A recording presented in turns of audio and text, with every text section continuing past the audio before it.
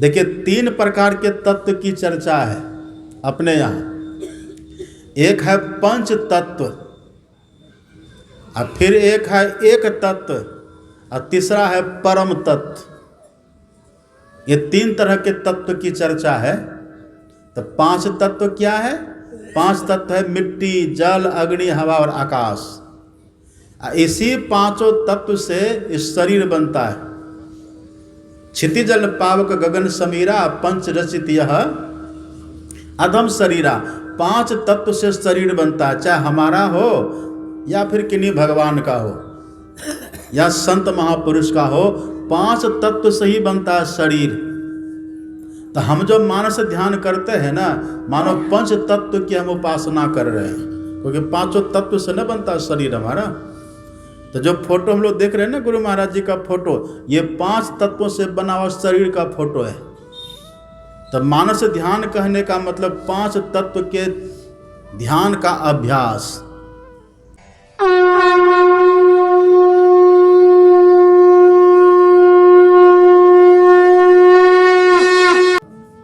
दक्षिणेश्वर में रामकृष्ण परमहंस जी महाराज रहते थे, और जिस मंदिर में वे पूजा करते थे, पुजारी बने हुए थे, वह मंदिर वहाँ की रानी रासमणी ने बनवाया था। और रानी रासमणी रानी रहने के बाद भी बहुत धर्मात्मा, धर्म से लगाव, परोपकार का भाव। तो रानी रासमणी ने रामकृष्ण परमहंस को पुजारी के रूप में रखा था। और रानी रासमणी बहुत आदर सम्मान के साथ उनको स्नेह देती थी और माँ काली की पूजा भी करती थी। यहाँ जैसे मैं आया, वही सब दृश्य चलचित्र के सामने मेरे मन मस्तिष्क में घूमने लगा। और फिर हमारे बाबा ने सुनाया, और बहुत तरह की बातें इन्होंने सुनाई। वहाँ जो काली माता का मंदिर है दक्षिणेश्वर में, जहाँ रामकृष्ण परमहंस जी महाराज पुजारी थे, मूर्ति तो वह भी माँ काली की पत्थर की ही मूर्ति है। लेकिन रामकृष्ण परमहंस जी महाराज ऐसे भक्त थे, उनके भीतर भक्ति भावना ऐसी थी, उनके भीतर श्रद्धा ऐसी थी, उनका समर्पण ऐसा था।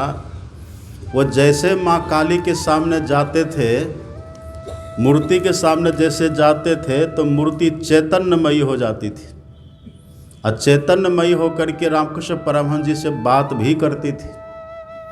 यदि कोई सवाल होता था, कोई जिज्ञासाएं होती थी उनके मन में, तो माँ काली उनका समाधान भी करती थी।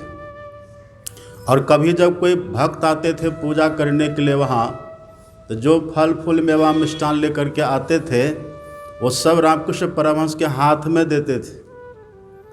और वे ऐसे उच्च कोटि के महापुरुष थे, मानो माता काली से तन्मय हो गए हों। वो जो चढ़ाते थे ना माँ काली को वहाँ, तो पहले खुद खा लेते थे, और खा करके तब माँ काली को समर्पित करते थे। अब माँ काली को भोग लगता था। आप याद करिए, जब राम भगवान गए थे ना माता सबरी के यहाँ, तो माता सबरी ने भगवान के लिए बेर लाया था। अब बेर कैसे खिलाती थी भगवान को? पहले बेर को थोड़ा चख लेती थी, जो मीठा होता था, जो खट्टा न हो, जो मधुर मिष्ट बेर होता था, वही भगवान को खिलाती थी। अब भगवान बड़े प्रेम से खाते थे। और तुलसीदास जी लिखते हैं, प्रेम सहित प्रभु पाए हो। बड़े प्रेम से भगवान पाते थे, बड़े भाव से भगवान उसको स्वीकार करते थे। तो मूर्ति, जिनकी दृष्टि में मूर्ति होती है, केवल महापुरुषों की दृष्टि में मूर्ति ही केवल नहीं होती है, वो चैतन्यमयी होती है, चैतन्यमयी मूर्ति। हमारे बाबा ने कहानी सुनाया, रात में इन्होंने सुनाया कि ये गए थे यहाँ पर पूजा करने के लिए, और साथ में आप भी थे, गए दोनों मंदिर में पूजा करने के लिए। तो जैसे झुके तो हनुमान जी के हाथ से कोई फूल गिर गया। या आप पढ़िएगा रामायण को। अब रामायण को पढ़ेंगे, जब माता सीता गई थी ना पूजा करने के लिए, उनका स्वयंवर होने वाला था। राम आ चुके थे, और जनक जी की वाटिका में ठहरे हुए थे भगवान, लक्ष्मण जी भी साथ में थे। तो प्रातः काल का समय राम और लक्ष्मण दोनों गए थे वाटिका में फूल चुनने के लिए, फूल लाने के लिए। उसी समय भगवती सीता अपनी सखी सहेलियों को साथ लेकर के गौरी माँ का पूजन करने के लिए गई हैं। सबको संग लेकर के वहाँ गई। वो मंदिर में जाती हैं और माँ के सामने हाथ जोड़ के खड़ी हो जाती। मूर्ति थी वहाँ पार्वती माता की मूर्ति। अब मूर्ति के सामने खड़ी हो जाती है और सीता माता ने प्रार्थना करी, स्तुति की है। जय जय गिरिवर राज किशोरी, जय महेश मुख चंद्र चकोरी, जय गजबदन सडानन माता, जगत जननी दामिनी द्युति गाता। देवी पूजी पद कमल तुम्हारे, सुर नर मुनि सब होहि सुखारे। मोर मनोरथ जानहु नीके, बसहु सदा उरपुर सबही के। बहुत लंबी स्तुति करती है माँ सीता। आप पढ़ेंगे रामायण को, भगवान सुनते हैं, भगवती सुनती है। यदि हमारे हृदय से प्रार्थना निकले ना, यदि हमारे भाव से निकले तो सुनते हैं। जैसे सीता माँ ने स्तुति करी है माता पार्वती की, तो तुलसीदास जी लिखते हैं विनय प्रेम बस भई भवानी। उन्होंने ऐसा विनय किया।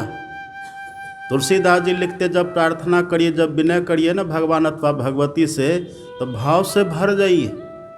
गद गद गिरा नयन बह नीरा, मम गुण गावत पुलक शरीरा। जब हमारे आँखों से, नेत्रों से प्रेमाश्रु बहे, भाव का आंसू बहे और वाणी हमारी भाव से भर जाए, गदगद गिरा नयन बह नीरा, ऐसा यदि भाव हमारे भीतर हो, हम भीतर से भी भरे, हमारी इंद्रियां भी भगवान के भाव से भर जाए। तुलसीदास जी कहते हैं ऐसे ही माता सीता ने जैसे भगवती की प्रार्थना करी है, तो विनय प्रेम बस भई भवानी। माता पार्वती प्रार्थना और प्रेम के वशीभूत हो गई। आप पढ़िएगा, सभी देवता लोग बैठे हुए थे और देवताओं में चर्चा चली कि भगवान कहाँ मिलेंगे, कहाँ रहते हैं भगवान। कोई कहते थे क्षीर सागर में रहते हैं, कोई कहते थे बैकुंठ में रहते हैं, पर भगवान शंकर कहते देवी वहाँ पर मैं भी बैठा हुआ था। तो देवताओं ने मुझसे पूछा कि भोले बाबा आप कृपा करके बतलाइए आखिर भगवान का दर्शन होगा कहाँ, कहाँ मिलेंगे भगवान। तब भगवान शंकर ने कहा था कि देवताओं कहीं जाने की जरूरत नहीं है, हरि व्यापक सर्वत्र समाना। वो जो हरि है, परमात्मा है, वो सब जगह है, कण कण में है। सर्वम खलविदम ब्रह्म, यहाँ ईश्वर के सिवा कुछ है ही नहीं। सिया राम मैं सब जग जानी, करो प्रणाम जोरी जुग पानी। जर चेतन जग जीव जत, सकल राम मैं जान। अब बंदाओ तिनके पद कमल, सदा जोरी जुग पानी। यहाँ तक जो है कुछ सब वही है। ये प्रेम से प्रकट होता है। माता सीता ने भगवती की मूर्ति के सामने ऐसी स्तुति करी, उसके पहले कभी प्रकट नहीं हुई थी, किन्हीं को दर्शन भी नहीं हुआ था। लेकिन माता सीता के भीतर ऐसा भाव, ऐसी भक्ति, ऐसा समर्पण, भीतर की शुद्धि। भगवान कहते हैं ना, निर्मल मन जन सो मोहि पावा। जिनका मन निर्मल है, जिनका मन शुद्ध है, पवित्र है, निर्मल मन जन सो मोहि पावा। मोहि कपट छल छिद्र न भावा। जिनके भीतर कपट न हो, छल न हो, छिद्रान्वेषण की भावना न हो, ऐसा भाव लेकर के यदि कोई भगवान अथवा भगवती की स्तुति करे तो वो सुनते हैं, उनको सुनाई पड़ता है। वो हमारा सब कुछ समझते हैं, क्योंकि उनका कान सभी जगह होता है, उनका हाथ सभी जगह होता है। वो तो मूर्ति में हम देखते हैं कि बस यही भर है, एक प्रतीक हम बनाते अपनी भावना के अनुकूल। लेकिन सर्वतः पानी पादम तत्, सर्वतोक्षि शिरो मुखम, सर्वतः श्रुति मावृतम, सर्वतः श्रुति मल्लोके सर्वमावृत्य तिष्ठति। ईश्वर सब जगह रहते हैं और सब में व्यापक होकर के रहते हैं। उनका हाथ सभी जगह, उनका पैर सभी जगह, सब जगह रहते हैं। माता सीता ने ऐसी स्तुति करी है जो मूर्ति अब तक जस के तस पड़ी हुई थी। माता सीता वहाँ जाती है, प्रार्थना करती।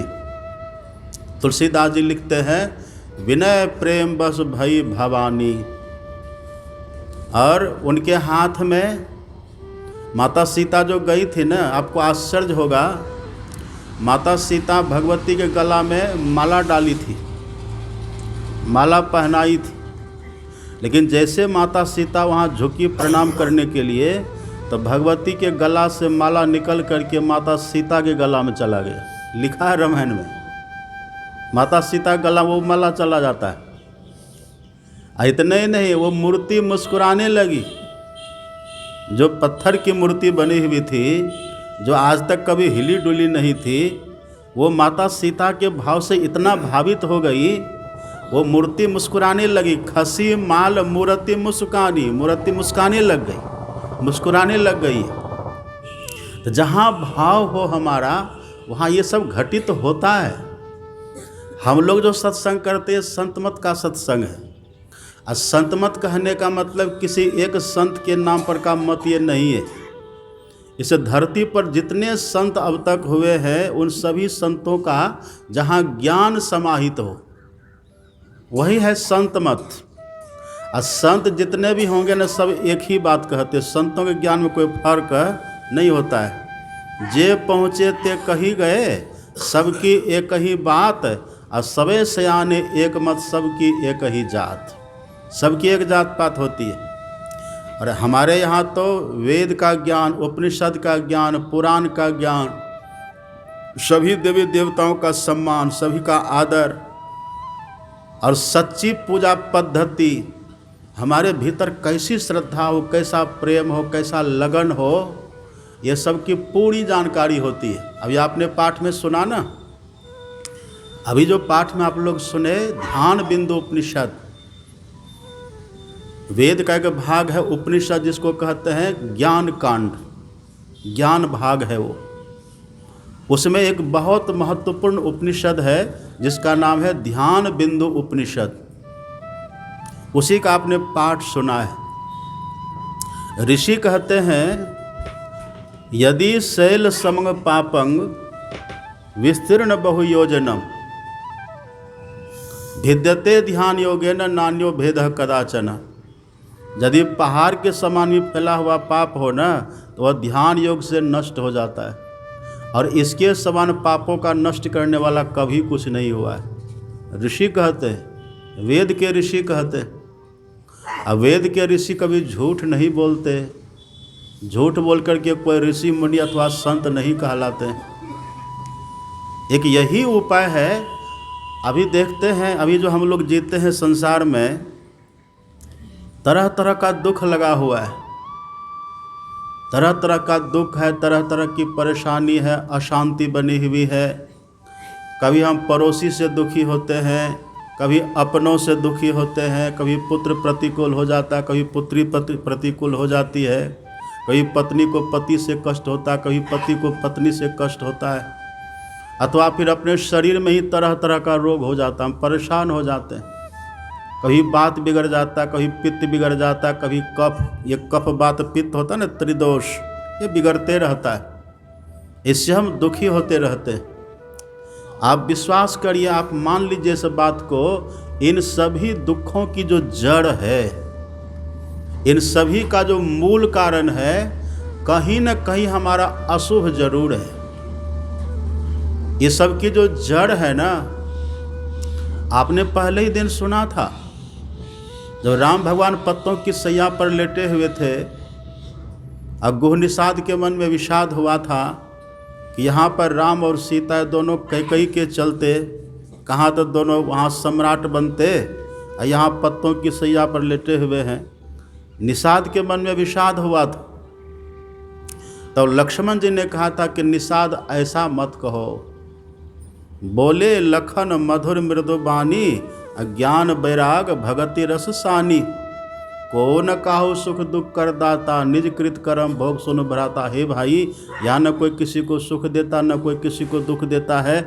अपने ही कृत कर्म का फल व्यक्ति सुख और दुख भोगता है। अपने ही कर्मों का फल भोगता है। राम और सीता को पत्तों की सैया पर देख करके लक्ष्मण जी जो हकीकत, जो यथार्थ बात थी उसको बताए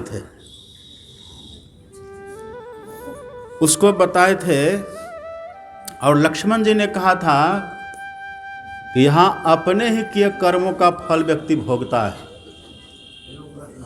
तो हमारे जीवन में जो दुख आता है वो किसका फल है?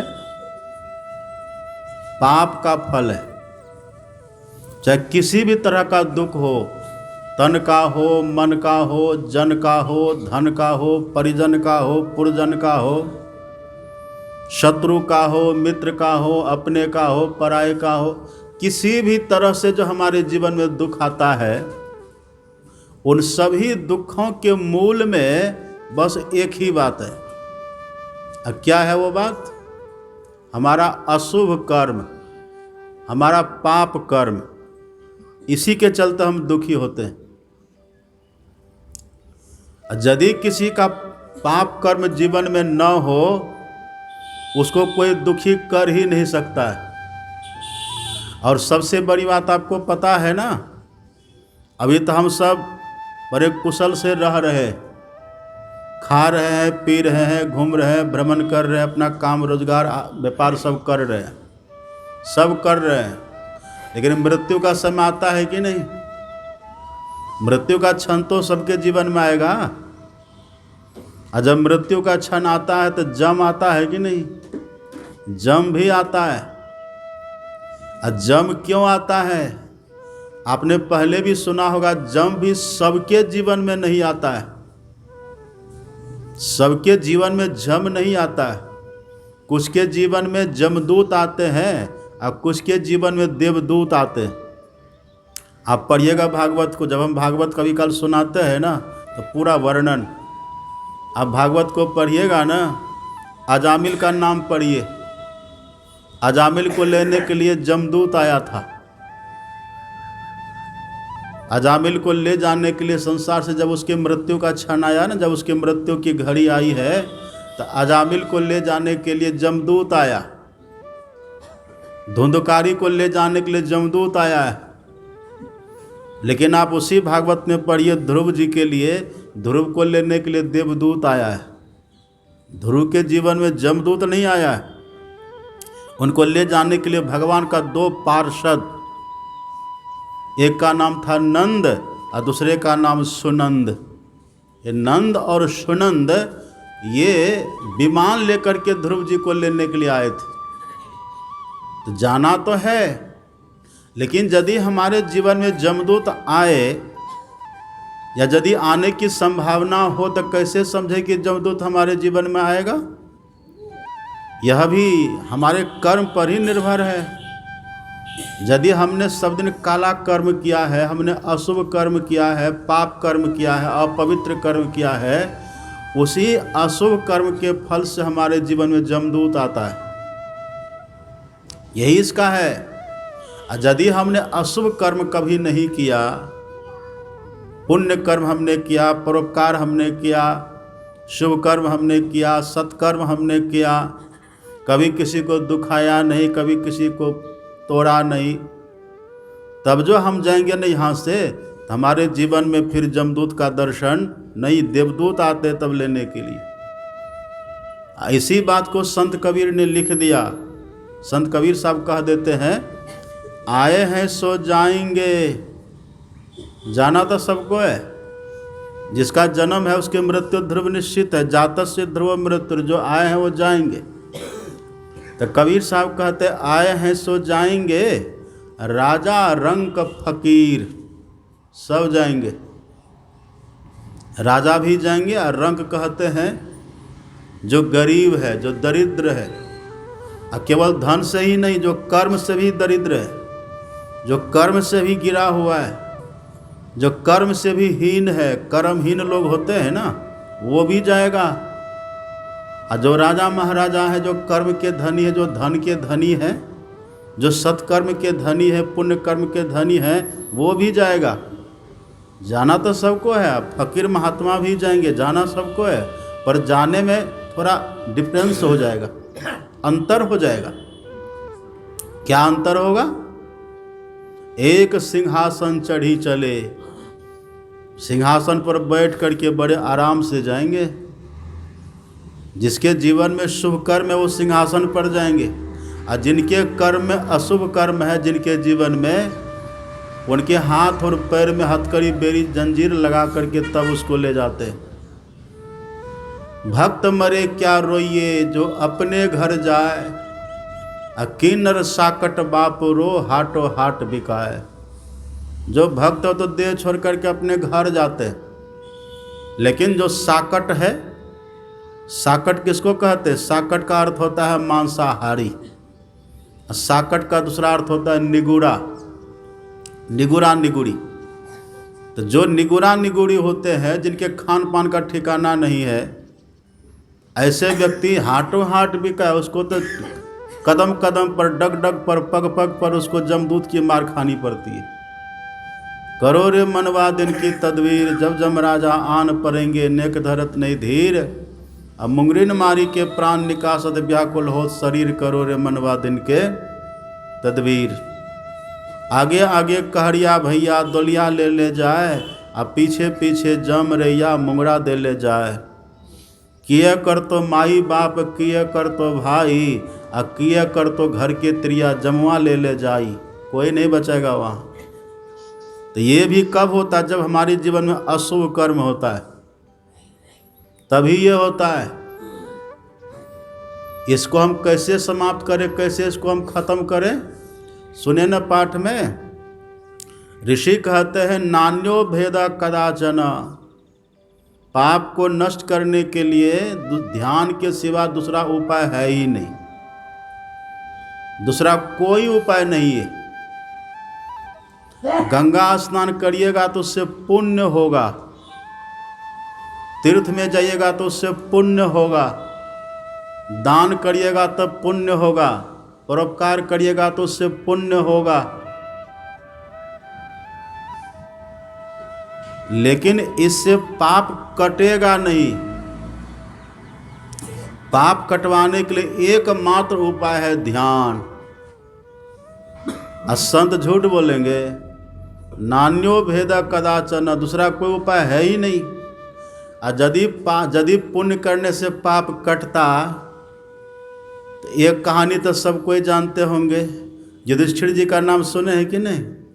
महाराजा युधिष्ठिर, वो कितने बड़े धर्मात्मा थे और कितने बड़े सत्यवादी थे युधिष्ठिर जी महाराज।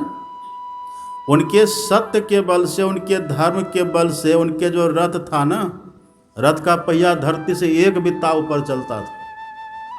सत्य के बल से। सोचिए आप कितने बड़े धर्मात्मा रहे होंगे। और दुनिया में जितना तीर्थ का नाम है, सभी तीर्थों में वो गए थे। ऐसा कोई तीर्थ नहीं जो पांडव पहुंचे न हो। जहां पर पैदल जा सकते थे वहां पर पैदल जाते थे, जहां रथ में बैठ करके जा सकते थे वहां रथ में जाते थे, और जहां रथ भी नहीं जा सकता था, जहां पैदल भी खुद से नहीं जा सकते थे पांडवगण, तो वहां पर घटोत्कच के पीठ पर बैठ करके तब जाते थे, उड़ करके जाता था वो। जैसे लोग अभी जाते हैं ना बद्रीनाथ, कितना हेलीकॉप्टर से जाते हैं। बद्रीनाथ, केदारनाथ, गंगोत्री, जमुनोत्री जो नहीं चल पाते हैं तो वो हेलीकॉप्टर से जाते हैं ना। ऐसे पांडव सब जहाँ नहीं जा पाते थे पैदल अथवा रथ से, तो वहाँ पर घटोत्कच उनके लिए हेलीकॉप्टर का काम करता था। उसके पीठ पर बैठते थे, हेलीकॉप्टर की तरह घटोत्कच उड़ जाता था। वहाँ जाके तीर्थ का सेवन करते थे, तीर्थों में जाते थे। ऐसा कोई तीर्थ नहीं जिसको युधिष्ठिर जी महाराज ने छोड़ा हो। और आप पूजा पाठ की बात करते हैं, आप और हम तो किसी मंदिर में जाते पूजा करने के लिए, लेकिन युधिष्ठिर जी महाराज ऐसे थे जिसके नाम पर दुनिया में मंदिर बनता है ना, वो खुदे उनके यहाँ प्रणाम करते थे, उनको पैर छू के भगवान प्रणाम करते थे। आप पढ़िए, युधिष्ठिर जी महाराज जो थे ना, भगवान श्री कृष्ण के अपना खास उनका फुफेरा भाई था, खास सगा। पांडवों के खास ममेरा भाई भगवान है। उम्र में युधिष्ठिर जी महाराज बड़े थे। युधिष्ठिर जी महाराज को श्री कृष्ण भगवान चरण छू करके प्रणाम करते थे। जो कृष्ण भगवान जिनके अवतार राम भगवान है, जिनके अवतार विष्णु, जिनके अवतार परशुराम भगवान है, नृसिंह भगवान है, कच्छप भगवान है, मत्स्य भगवान है, वराह भगवान है, अजित भगवान है, हरि भगवान है, ये सब है, ग्रीव भगवान है। ये जितने अवतार हैं, जिनका अवतार है उसी में एक भगवान श्री कृष्ण है। अब सोचिए, अब वही भगवान उनके घर में, घर में ही केवल नहीं, भगवान ही उनको प्रणाम करते थे। और धर्मात्मा इतने बड़े कि रथ का पहिया धरती से एक बित्ता ऊपर चले, दुनिया का कोई भी तीर्थ नहीं छोड़ा था वो, इतने बड़े धर्मात्मा। आप और भी पढ़िएगा ना, तो ये जो थे ना अर्जुन भगवान शंकर को युद्ध में संतुष्ट कर दिया, तब शंकर भगवान प्रसन्न होकर के अर्जुन को पाशुपत अस्त्र दिए थे। इतने बड़े धर्मात्मा, इतने महान, लेकिन वो युधिष्ठिर जी महाराज एक झूठ बोले थे, एक बार झूठ बोले थे। कब झूठ बोले थे? देखिए, रात भर समाधि में रहे थे क्या? सिर ऊपर करिए माता जी। ये हमारी मंजू दीदी है, बहुत बहुत ध्यानी है, ये बहुत अच्छी है। ये थोड़ा सिर को ऊपर करके बैठिए। आगे जो बैठते हैं ना, जो ऐसे कर देते हैं तो फिर हमको डिस्टर्ब हो जाता है। क्या कह रहे थे हम? हाँ, आपको पता है कब झूठ बोले थे? गुरु द्रोण थे ना, द्रोणाचार्य, इतना भीषण संग्राम कर रहे थे गुरु द्रोणाचार्य, और इधर पांडवों ने देखा, पांडव देख करके घबरा गए, यहां तक कि भगवान श्री कृष्ण घबरा गए। भगवान ने कहा कि लगता आज पांडवों को गुरु द्रोण बचने नहीं देंगे, ये तो काल रूप में युद्ध कर रहे हैं, बाणों का बौछार, कौन कौन अस्त्र शस्त्र चला चला करके लाखों लाख सैनिक को धराशायी कर रहे थे गुरु द्रोण। एक ही लक्ष्य था, पांडवों का वध। ये भगवान श्री कृष्ण का संकल्प था। अर्जुन ने पूछा था ना भगवान से कि भगवान यदि मेरे रहते, आपके रहते कुछ कोई मेरा वध कर दे तो आप क्या करिएगा? भगवान ने कहा था, अर्जुन मेरे रहते तुझे कोई मार नहीं सकता है। अर्जुन ने कहा वो तो ठीक है, मान लीजिए मार दिया तो? कहा मानने की बात कहाँ है, मेरे रहते तुझे कोई मार ही नहीं सकता है। कहा मान लीजिए मार दिया तो क्या करिएगा? तब भगवान ने कहा था कि यदि मेरे रहते तुझे कोई मारेगा ना, तो मैं अपने सुदर्शन से पूरे पृथ्वी को उलट पलट करके तहस नहस करके नस्त नाबूद कर दूंगा। और रामायण में बृहस्पति जी ने इंद्र से कहा है, सुनो सुरेश रघुनाथ स्वभावो, निज अपराध रिसाई न काऊ, जो अपराध भगत कर करई, राम रोष पावक सो जरई। जो भक्तों का अपराध करे ना, वो भगवान की क्रोधाग्नि में, रोषाग्नि में जल करके भस्म होता है। तो कृष्ण भगवान ने संकल्प किया कि मेरे रहते कोई पांडवों का बाल बांका नहीं कर सकता है। जाको राखे साइया, मारी न सके हैं कोई, अब बाल न बांका करी सके जो जग बरी। कोई मार पाएगा उनको? लेकिन गुरु द्रोण आज ऐसे युद्ध कर रहे थे, सब घबरा गए। तब भगवान ने देखा कि इसको अब खत्म करना पड़ेगा। जबकि आप जानते हैं गुरु द्रोण गुरु भी थे पांडव कौरव दोनों के, और ब्राह्मण भी थे। अब ब्रह्मा जी का प्रत्यक्ष उनको दर्शन होता था गुरु द्रोण। लेकिन भगवान ने कहा कि हम पांडवों के लिए इसको मरवा देंगे। इतना स्नेह भगवान करते थे पांडवों से, आप कल्पना करिए। भगवान ने कहा गुरु द्रोण भले मर जाए, पर मेरे पांडवों का बाल बांका नहीं होना चाहिए। क्योंकि भगवान ने कहा था ना, सर्वधर्मानि परित्यज्य माम एकम शरणम व्रजा, अहम त्वासर पापेभ्यो मोक्षयिष्यामि मा सोचा। हे अर्जुन, तुम सभी धर्मों को छोड़ करके मेरी शरण में आ जा। और अर्जुन भगवान की शरणागति भी लिया था। इसलिए भगवान ने कहा कि पांडवों को बचाने के लिए जिसको जिसको मरवाना पड़ेगा हम सबको मरवा देंगे।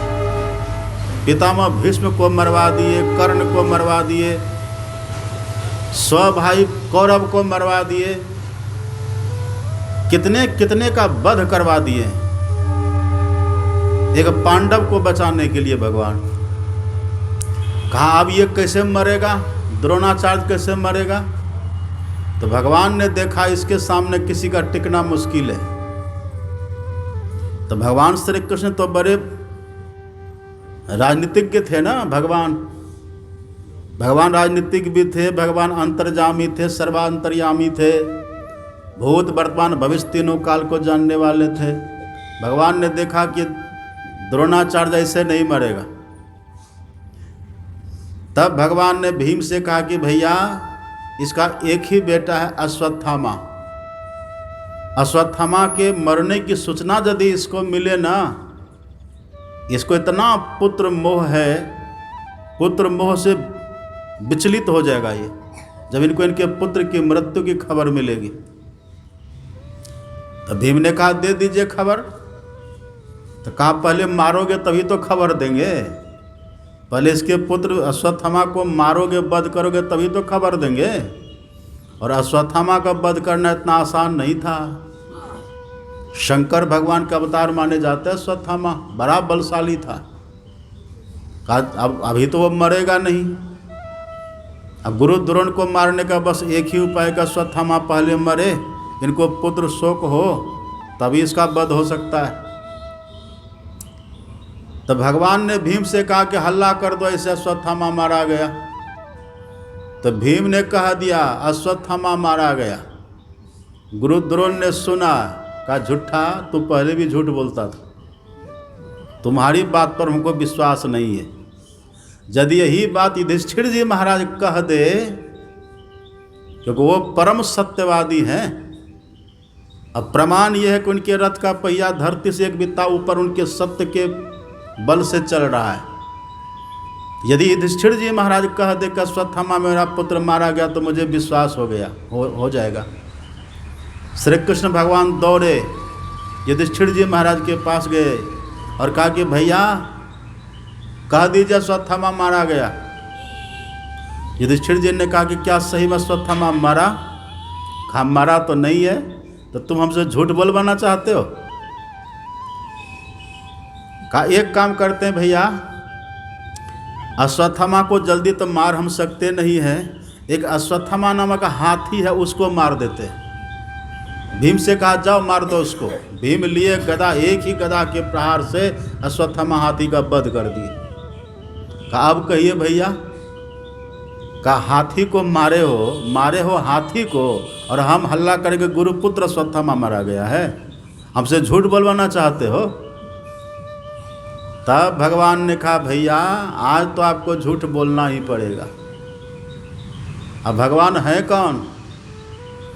भगवान आप पढ़ेंगे खुद भगवान कहते हैं धर्म संस्थापनार्थाय संभवामि युगे युगे। भगवान कहते हैं मैं हर एक युग में धर्म की स्थापना करने के लिए प्रकट होता हूँ। जो धर्म की स्थापना करने के लिए प्रकट हो रहे हैं, होते हैं, वो देखिए अधर्म काम करवा रहे हैं। इसलिए मैं कहता हूँ ये संसार काजल की कोठरी है, यहाँ जो भी आएंगे कुछ न कुछ दाग लग जाता है। युधिष्ठिर जी धर्मावतार हैं, ये धर्म के अवतार है। धर्म कहता हम झूठ नहीं बोलेंगे, पर धर्म के संस्थापक कहता आपको बोलना पड़ेगा। क्यों? क्योंकि यदि आप एक झूठ नहीं बोलेंगे ना तो नुकसान बहुत हो जाएगा। इसलिए बहुत नुकसान से बचने के लिए थोड़ा सा नुकसान सहना चाहिए। इसलिए भैया आप कह दीजिए अश्वत्थामा मारा गया। कहा कि देखो हम भले दर दर की ठोकर फिर से खाएं, हम भले भिक्षा मांग करके गुजारा करेंगे, लेकिन झूठ नहीं बोलेंगे। भगवान ने कहा कि भैया आज तो आपको बोलना ही पड़ेगा। अब कहिए किसकी बात रहेगी? भगवान की बात रहेगी कि युधिष्ठिर जी की बात रहेगी? कहा एक काम करिए भैया, आप यदि ऐसे नहीं बोलेंगे ना अश्वत्थामा मारा गया, तो आप ऐसा कहिए, अश्वत्थामा हतो नरो वा कुंजरो।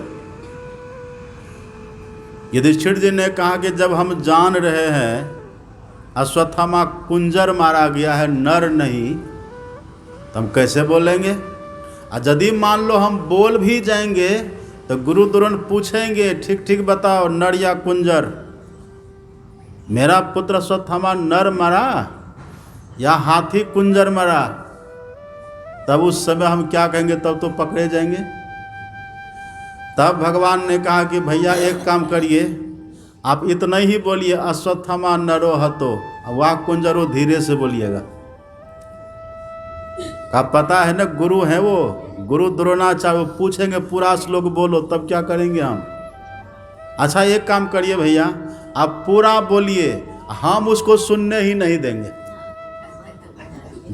एक झूठ बुलवाने के लिए देखिए भगवान कितना बेलना बेल रहे हैं। धर्म की स्थापना करनी है ना, कहा बस आप बोलिए और हम उनको सुनने नहीं देंगे। कहा वो कैसे? कहा जब आप कहेंगे ना अश्वत्थामा नरो हतो वाक कुंजरों के पल हम शंख फूंक देंगे। अब भीम भैया ढोल पिट देगा, शंख और ढोल की ध्वनि जब होगी ना वो सुन ही नहीं पाएंगे। आखिर में युधिष्ठिर जी महाराज को विवश होकर के, लाचार होकर के तैयार होना पड़ा, कहा कि चलो इतना हम कर देते हैं। वही हुआ, युधिष्ठिर जी महाराज खड़े हो गए, जोर से चिल्ला के बोलता, अश्वत्थामा नरो हतो वा कुंजरो। वा कुंजरो कहने के पहले भगवान ने इतना जोर से शंख फूका, और उधर भीम ने ढोल बजाया, वा कुंजरो वो सुन ही नहीं सके। गुरु द्रोण ने सुना, क्या कह रहे हो? गुरुपुत्र अश्वत्थामा मारा गया, नर अश्वत्थामा नरो हतो वा कुंजरो। फिर से बोलो, फिर कहता अश्वत्थामा नरो हतो वा कुंजरो। 3 बार लगातार बोले, और 3 बार, तीसरी बार के बाद गुरु द्रोण को विश्वास हो गया कि मेरा बेटा वास्तव में मर गया। एक ही तो बेटा था, कोई उत्तराधिकारी तो मेरा रहा नहीं, अब हम जी करके करेंगे क्या? युद्ध से विमुख विरत हो जाते गुरु द्रोण, और धरती पर जाके बैठ गए। उधर से धृष्टद्युम्न तलवार लेकर के आए, उनका गला काट दी। काटे धृष्टद्युम्न, लेकिन युद्ध से विमुख कौन करवाए? युधिष्ठिर जी महाराज। कहा था करने के लिए कौन? हम जिनकी पूजा करके पवित्र होना चाहते हैं, भगवान। भगवान खुद बोले थे, और धर्मात्मा जिनके सत्य के बल से रथ का पहिया एक बित्ता ऊपर, वो भी पूरा झूठ नहीं, कपट झूठ छुपा करके बोले थे। उसका परिणाम ये हुआ कि तुरंत उनका जो रथ था ना, जो एक बित्ता ऊपर चल रहा था, तुरंत धरती पर आ गया, तुरंत। और आप पढ़िएगा, इतना सब कुछ होने के बाद भी श्री कृष्ण भगवान वही हैं जिनके चरण नख से गंगा प्रकट हुई है, लेकिन एक पाप को धो नहीं सके। युधिष्ठिर जी महाराज उससे मुक्त नहीं हो सके। साक्षात भगवान चरण छू करके प्रणाम करते थे युधिष्ठिर जी महाराज को, लेकिन वो पाप उनका खत्म नहीं हुआ। अब महाभारत को पढ़ करके देखिए, युधिष्ठिर जी महाराज को 2 मुहूर्त के लिए नरक जाना पड़ा है। 2 मुहूर्त। एक मुहूर्त में कितना समय होता है? एक मुहूर्त में 48 मिनट, और 2 मुहूर्त में कितना मिनट होगा? 48 दूनी 96, मतलब 1 घंटा 36 मिनट। इतनी देर तक उनको नरक में रहना पड़ा है युधिष्ठिर जी महाराज को। सुनने में तो कम समय लगता है, लेकिन यदि कोई आपको बोले कि हाथ को अग्नि को 2 मिनट तक पकड़ करके रखिए, तो रखिएगा पकड़ करके? आग तो जलाती है ना, वो तो छूना कठिन है। नरक में वही तो होता है, भयंकर कष्ट। न कम यत्र इति नरकम, जहाँ सुख बिल्कुल भी न हो, जहाँ दुख ही दुख हो, उसी को तो नरक कहते हैं। इसलिए हाँ ऋषि कहते हैं, नान्यो भेदा कदाचन। यदि कोई पाप हो जाए तो पापों को नष्ट करने के लिए ध्यान के सिवा दूसरा कोई उपाय नहीं है, एकमात्र ध्यान इसका उपाय है। यदि शैल समंग पापं विस्तीर्ण बहु योजनम भिद्यते ध्यान योगेन नान्यो भेद कदाचन। यदि पहाड़ के समान भी फैला हुआ पाप हो ना, तो वह पाप भी ध्यान योग से नष्ट हो जाता है। इतना तक तो ठीक है, लेकिन आगे कह देते नान्यो भेद कदाचन, इसके समान पापों का नष्ट करने वाला कभी कुछ नहीं हुआ है।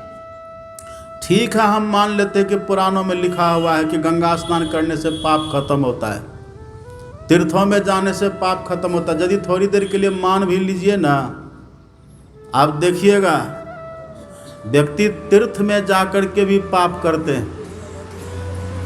गंगा स्नान करने के पहले वहाँ जाकर के देखिए, व्यक्ति पहले तो लगा के खा लेता है, और गंगा स्नान करके बाहर निकलते एक सिगरेट लगा करके पी लेता है, बीड़ी पीता है, तंबाकू खाता है, और शराब की बोतल। हरिद्वार में हम लोग रहते हैं ना, जाते रहते वहाँ अपना आश्रम है हरिद्वार में, वहाँ हल्ला होते रहता, वहाँ शराब की बोतल पकड़ी गई, वहाँ शराब का बोतल फुटा हुआ मिला। गंगा किनारे ये सब होता है, वहाँ पर पैकेट मार पकड़ा गया, होते रहता ये सब। और आप ये भी जानते होंगे, ठीक है, एक सूत्र बना हुआ है, अन्य क्षेत्रे कृतम पापम तीर्थ क्षेत्रे विनश्यति। यदि इधर कोई पाप हो जाए तो तीर्थ में जाने से पाप यदा कदा खत्म हो जाता है, खत्म होता है। और यदि तीर्थ में ही जाकर के पाप कर लिए, तब तीर्थ में ही जाकर के किसी का सामान चुरा लिए, तीर्थ में जाकर के नशा कर लिए, तीर्थ में जाकर के मांस खा लिए, तीर्थ में जाकर के व्यभिचार कर दिए, तीर्थ में जाकर के हिंसा कर दिए, झूठ बोल दिए, उसका परिणाम क्या होगा? उसके लिए ऋषि कहते हैं तीर्थ क्षेत्र कृतम पापम वज्रलेपम भविष्यति। वहाँ यदि कोई पाप करे ना, वो वज्रलेप हो जाता है, वो खत्म नहीं होता है, उसको तो भोगना ही पड़ता है। हाँ, यदि उससे भी बचना चाहते हैं तो एक ही मात्र उपाय है, ध्यान योगेन नान्यो भेद कदाचन भिद्यते ध्यान योगेन। वो ध्यान योग से उसका भेदन हो जाता है, दूसरा कोई उपाय नहीं है। लोग कहते हैं कि बाबा हम कोई पाप थोड़े करते हैं, हम तो रात दिन पुण्य काम ही करते हैं, परोपकार करते हैं, दान करते हैं, गरीबों की सहायता करते हैं, गरीबों की रक्षा करते हैं, दीन दुखियों की सेवा करते हैं, गाय की सेवा करते हैं, राष्ट्र की सेवा करते हैं, गुरुजनों की सेवा करते हैं, माता पिता की सेवा करते हैं। हम ये सब, हम पाप कहाँ करते हैं? हम पाप कर कहाँ रहे? लेकिन एक बात देखिए, आप आंख बंद करते क्या दिखता आपके भीतर? घोर अंधकार है।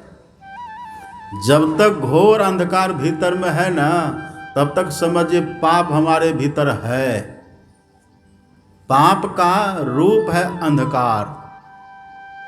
हमने इतना अशुभ कर्म किया है पहले, वो अशुभ कर्म करते करते हमारे जीवन में सब एकत्रित होकर के अंधकार का घनीभूत स्वरूप हो गया है।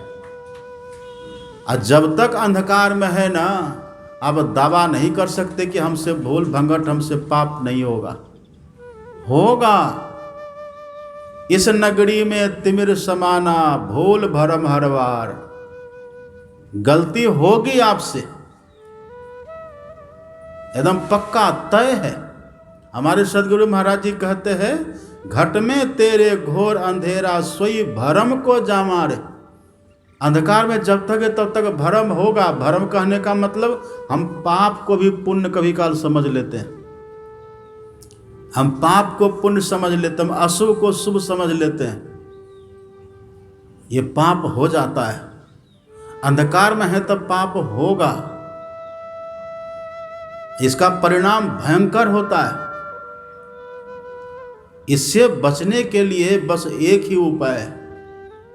ऋषि कहते हैं, भिद्यते ध्यान योगेन नान्यो भेद कदाचन। ध्यान के सिवा कोई दूसरा उपाय है ही नहीं। जो दुनिया का सब उपाय कर लेना पाप को खत्म करने के लिए, तभी पाप रह जाएगा। और यदि सब उपाय को व्यक्ति छोड़ दे और केवल ध्यान कर ले, पाप खत्म हो जाएगा। इसलिए ध्यान से पाप नष्ट होता है, जड़ समेत नष्ट होता है। इधर आप हाथी को आपने देखा, हाथी को गज स्नान तो जानते होंगे ना।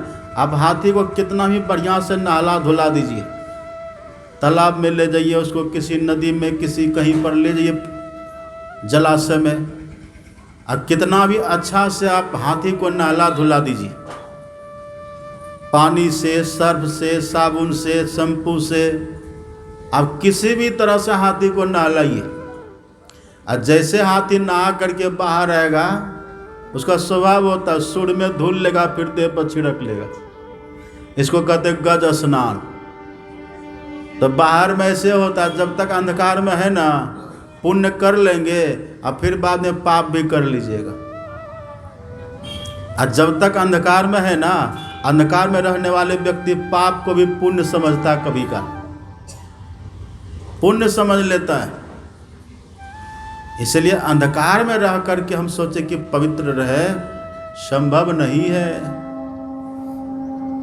ये असंभव बात है। लेकिन यदि कोई युक्ति जाने, भेद जाने थोड़ा, और अभ्यास करे, ध्यान करे, तो ध्यान की शुरुआत में ही पाप नष्ट होना शुरू हो जाता है। हम ध्यान की शुरुआत कहाँ से करते हैं? ध्यान शुरू कहाँ से होता है? ध्यान की शुरुआत है, योग की शुरुआत है जप से। जप से शुरुआत है। तुलसीदास जी लिखते हैं ना, नाम जीह जपि जागहि जोगी। जो जोगी लोग होते हैं अपने जीव से मंत्र का जप करके तब योग शुरू करते हैं।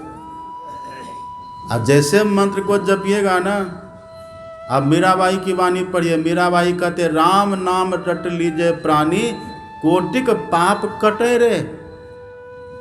यदि कोई मंत्र का जप करना शुरू कर दे ना, तो मंत्र जप करते ही करोड़ों करोड़ों पाप कटने लग जाता है, पाप खत्म होने लग जाता है।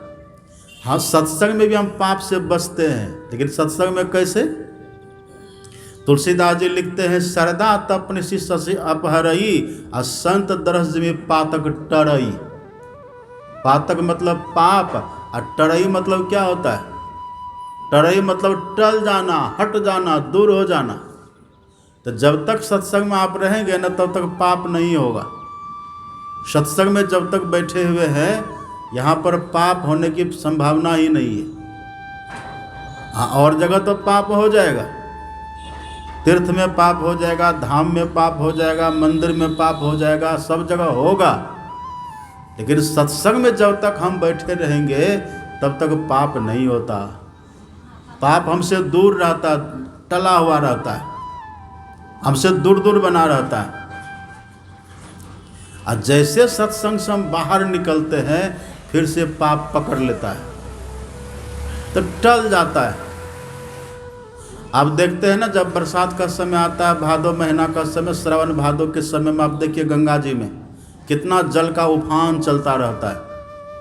और गंगा जी में आप देखेंगे कितना कचरा, कितना गंदा, कितना कबार, कितना सवार घास बहते रहता है ना। तो लोग क्या करते हैं, गंगा स्नान करने के लिए जाते हैं, और कूड़ा कचरा को अपने हाथ से टाल देते, टार करके या तब डुबकी लगा लेते। और जैसे फिर बाहर निकलते तो फिर कूड़ा करकट आता है कि नहीं। ऐसे जब तक हम सत्संग में डूबे रहते, बैठे रहते हैं ना, और श्रद्धा प्रेम से सुनते रहते, तब तक पाप हमसे दूर रहता है। हाँ, पाप का तांडव तो यहाँ भी होता है, पाप का तांडव यहाँ होता है। लेकिन यदि कोई सत्संग में डूब करके रहे, तब उस पर असर नहीं पड़ता। यदि सत्संग में आकर के हम बैठे बैठे सोने लगे, तो समझिए पाप का तांडव शुरू हो गया। यदि सत्संग में आकर के इधर उधर की बातों को हम सोचने लगे, और सत्संग में आकर के बैठे मन उबने लगे, मन भरने लगे, तो समझिए भीतर में कुछ घटित होने लग गया। हमारे गुरु महाराज जी कहते थे, यदि किसी व्यक्ति का मन सत्संग में जाने के लिए छटपटावे, कब जाएं, तो समझ लीजिए उसका पुण्य प्रबल हो रहा है। पुण्य की प्रबलता से व्यक्ति सत्संग के बिना रह नहीं पाता है। और जिसके मन में सत्संग के लिए बहाना बने, तो ऐसे व्यक्ति को समझ लीजिए पाप की प्रवृत्ति, पाप की प्रबलता वहां बढ़ रही है, पाप की वृत्ति बढ़ रही है। ये भी होता है। तो सहज सी बात, साधारण सी बात बस यही है, जब तक हम सत्संग में बैठे रहेंगे तब तक हम पाप कर्मों से बच करके, मुक्त होकर के रहते हैं। लेकिन नष्ट नहीं होता है। पाप नष्ट होना शुरू कब से होता है? तो वही मीरा कहती है, राम नाम रट लीजिए प्राणी कोटिक पाप कटे। अब कटना शुरू हो जाता कहाँ से? मंत्र जप से। मंत्र जप से पाप कटने लग जाता है, छटने लग जाता है। हमारे सदगुरु महाराज जी कितना बढ़िया लिखता, पढ़िए पदावली। हमारे सदगुरु महाराज जी लिखते पदावली में, सतगुरु सतगुरु नित ही पुकारत, छीजत पाप समूरे। छीजत, छीजत का अर्थ क्या होता है? घटना, कमना, नष्ट होना। तो जितना हम बैठ करके मंत्र का जप करते हैं, याद रहे अपने से जप करेंगे तब नहीं होगा। अपने से जो मंत्र को हम जपेंगे तो मंत्र धारदार नहीं होता है। जैसे आपको मिट्टी खोदनी हो तो कुदाली में धार चाहिए कि नहीं? अब भोथर कुदाली होगा तब मिट्टी खोद लीजिएगा उससे। लकड़ी काटना हो, पेड़ काटना हो, और आपके हाथ में दबिया, दबिया जानते हैं ना, दरांती दबिया हो और उसमें धारे नहीं हो तो पेड़ को काट लीजिएगा? पेड़ नहीं कटेगा। घास आपको काटना है, हाथ में आपके कचिया है, क्या बोलते हैं उसको? कचिया न बोलते हैं। कचिया आपके हाथ में रहे और उसमें धारे नहीं हो, घास कटेगा?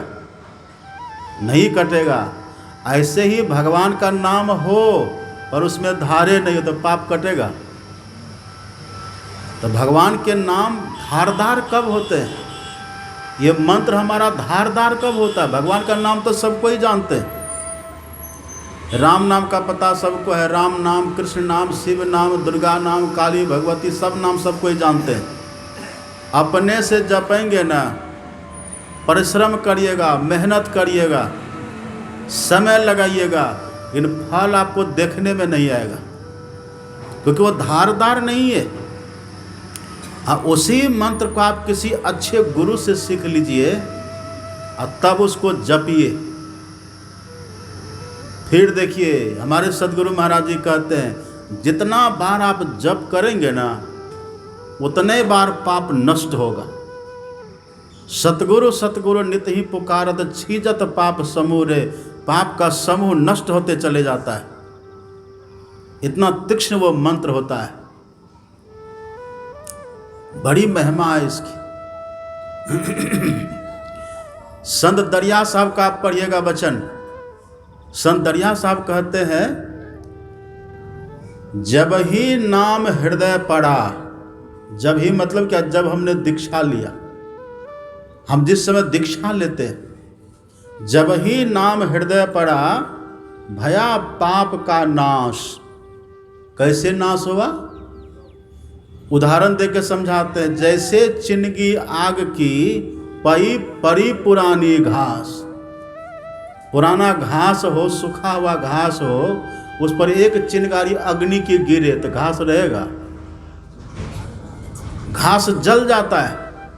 रुई का ढेर हो, एक छोटी सी तिल्ली आप जला दीजिए तो रुई रहेगी? वहाँ नहीं रहेगी।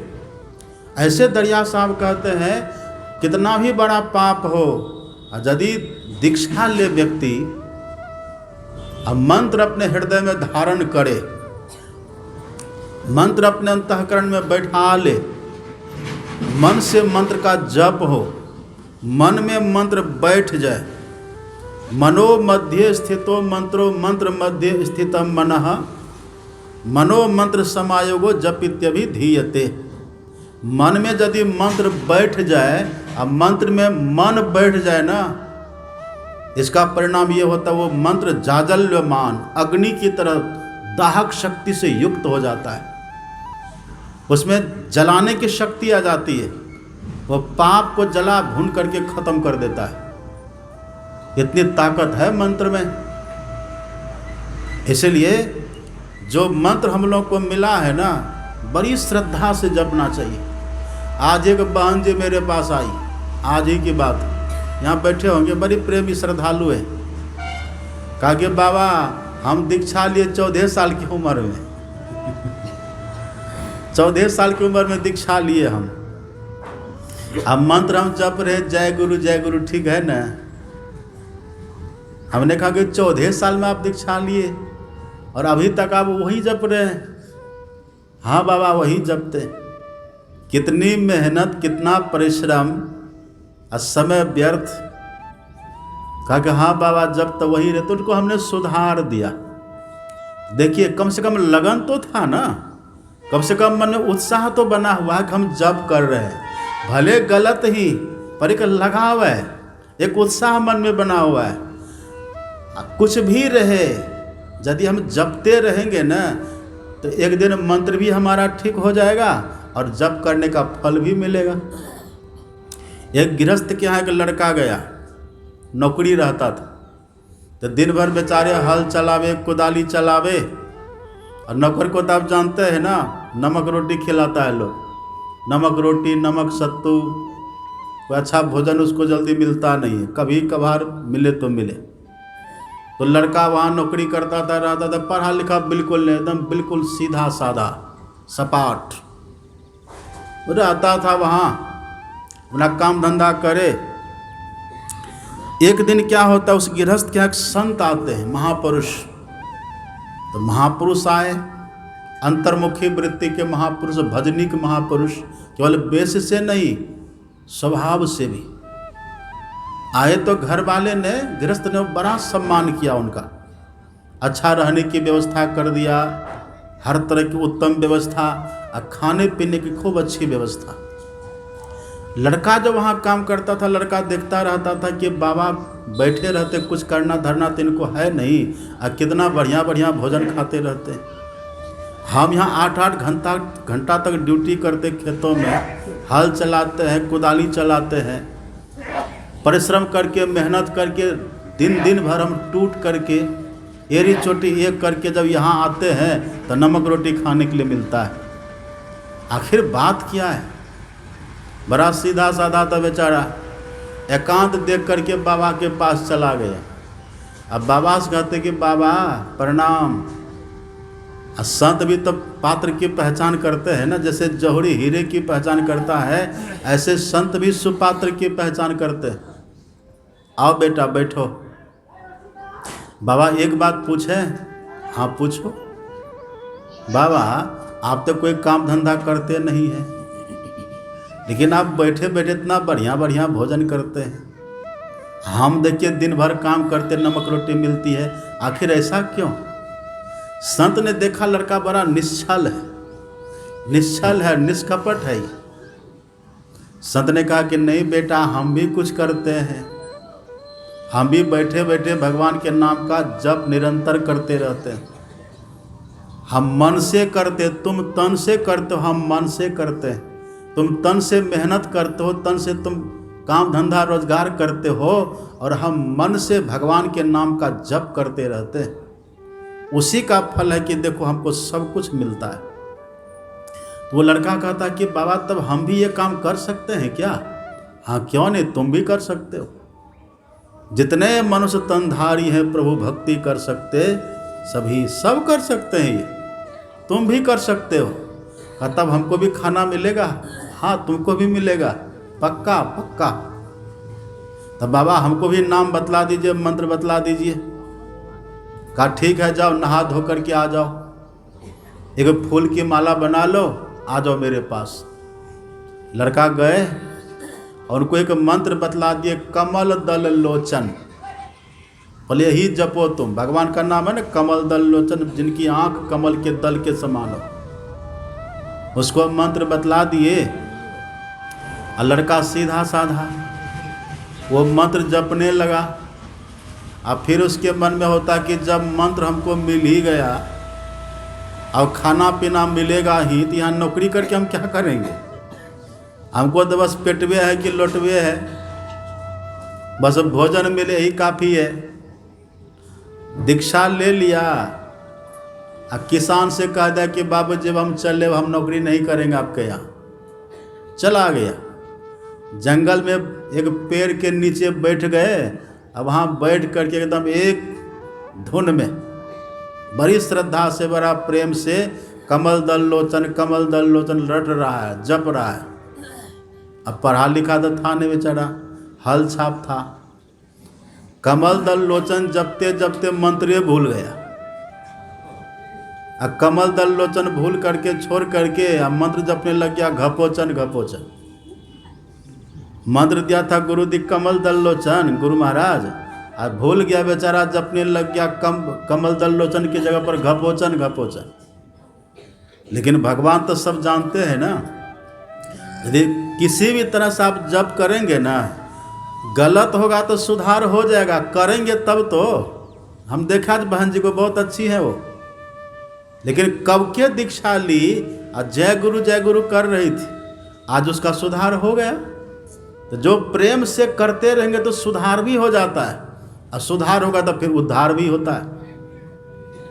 अब वो बेचारा वहाँ घपोचन जप रहा है। भगवान ने देखा, अरे इसको प्रेम तो है, इनको भाव तो है, ये जो जप कर रहा है ना खाने के लिए कर रहा है। भगवान ने लक्ष्मी जी को बुलाया, लक्ष्मी से कहा कि देखो देवी वो क्या कर रहा है। कहाँ लगता कुछ कर रहा है, कहा कुछ नहीं वो जप कर रहा है। किसका? कहा कि मेरे नाम का जप कर रहा है। अच्छी बात नहीं, जाओ उसको भोजन कराओ। वो भोजन करने के लिए खाने के लिए जप कर रहा है। अब भगवान का आदेश हो गया, खसम जब हाथ है तो जोरू का आवाज है। जब पति का ही आदेश हो गया तो पत्नी क्या करेगी? कहा ठीक है जाते हैं। लक्ष्मी ने अपने हाथ से खुद से खूब बढ़िया स्वादिष्ट मधुर मिष्ट भोजन बना करके तैयार किया। अब भोजन लेकर के थाल में चांदी का थाल और चांदी का लोटा, खूब बढ़िया से भोजन परोस लिए। लोटा में जल।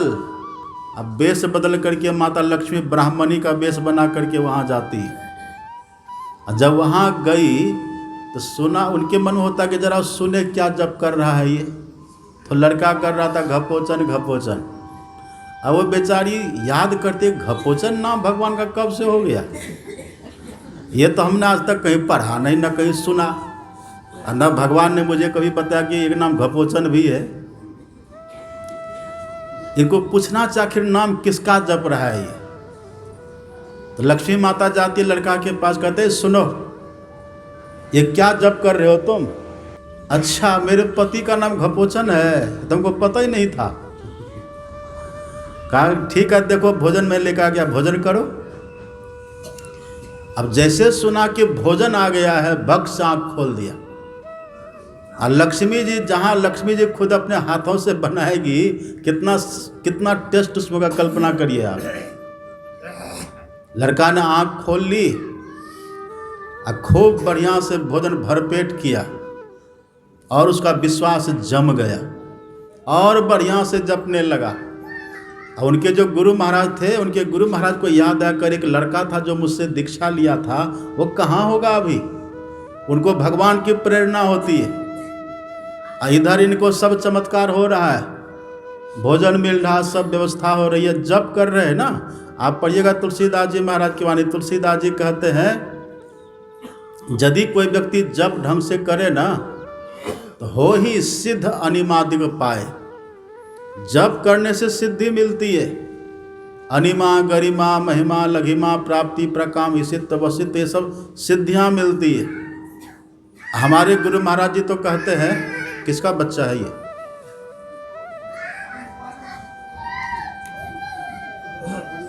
हमारे गुरु महाराज जी, आप पढ़िएगा पदावली में, हमारे गुरु महाराज जी लिखते, मैंने पहले भी सुनाया था ना, गुरु गुरु गुरु कल्प विटप, गुरु गुरु गुरु में ही जप, और गुरु जाप जपन साचो तप, सकल काज सारना। ये कल्प वृक्ष के समान होता है। इधर व्यवस्था सब हो रही है, लेकिन मंत्र वो गलत जप रहा है। उनके जो गुरु महाराज थे ना, वो घूमते घामते आया तो देखा मेरा शिष्य तो भजन में मगन है। कहा सुनो, क्या जप कर रहे हो? कहा गुरु जी जो आप मंत्र दिए थे वही जप कर रहे हैं। तो बताओ ना। अरे वही जो आप बताए थे। तो बोलो ना। गुरु जी आप बोले थे ना किसी को नहीं बताना। अरे तो हमको तो बता सकते हो। हमको तो बताओ। आपको बता सकते हैं? हाँ बताओ, हमको बता सकते हो, हम ही तो तुमको दीक्षा दी है। तब वो लड़का कहता है गुरु जी आप बोले थे ना घपोचन घपोचन। अरे घपोचन हम कहाँ बोले थे? यही तो आप बोले थे। हम ये नहीं बोले थे, हम बोले थे कमल दल लोचन। ओहो हम भूल गए थे। तो फिर से ठीक से जपो। तो फिर से जपने लग गया ठीक से। तो ये होता है ना। गुरु महाराज सब कुछ जानते हैं, अब भगवान सब कुछ जानते हैं। यदि श्रद्धा हमारे भीतर हो, भगवान कहते हैं ना मंत्र जाप मम दृढ़ विश्वासा, अब पंचम भजन सो वेद प्रकाशा, नाम सब प्रेम जपत अनयासा, अब भगत हो ही मुद मंगल वासा। यदि प्रेम और विश्वास से कोई मंत्र का जप करे इससे पाप नष्ट होता है। लेकिन सब पाप नष्ट आपका नहीं होगा, ये बात को ध्यान रखिएगा। बहुत पाप नष्ट होता है पर सब नष्ट नहीं होगा। क्यों? क्योंकि जप करने के बाद भी भीतर में अंधकार रहता है। अंधकार तब भी भीतर में रहता है। तो जप करने से जितना पाप का नाश होता है ना, उससे कई गुना ज्यादा पाप का नाश होता है मानस ध्यान करने से। अगर अपने भीतर इष्ट का दर्शन हो जाए ना तो उससे और ज्यादा पाप का नाश होता है। वो कैसे नष्ट होता है पाप? आप पढ़िएगा, राम भगवान का वचन है। राम भगवान कहते सन्मुख होई जीव मोहि जबहि। जिस समय हम जीव के सामने होते हैं अथवा जीव जब मेरे सामने होते हैं ना, सन्मुख होई जीव मोहि जबहि जन्म कोटि अघनासहि तबहि। जिस समय जीव मेरे सामने होते हैं या जब मैं जीव के सामने होता हूँ ना, तब करोड़ों जन्म का पाप कट जाता है। तो जीव के सामने कब होगा भगवान? कब होते हैं भगवान? और जीव रहते कहाँ हैं? जीव का वासा कहाँ है? आप और हम जो रहते कहाँ रहते हैं? इस देह में रहते हैं ना, इस देह में रहते हैं। और देह कितनी बड़ी देह है हमारी। सबका शरीर 3.5 हाथ का होता है, लेकिन दूसरे के हाथ से नहीं, अपने हाथ से। आप अपने हाथ से नाप करके देख लीजिएगा, सब 3.5 हाथ का होता है। कबीर साहब कहते हैं घर तो 3.5 हाथ, घर मतलब शरीर, घर तो 3.5 हाथ, घना तो 4.25, कहाँ मढ़ावे मेढ़िया लंबी भीत उसार। तो शरीर हमारा 3.5 हाथ का है। तो 3.5 हाथ के शरीर में हम रहते किधर हैं?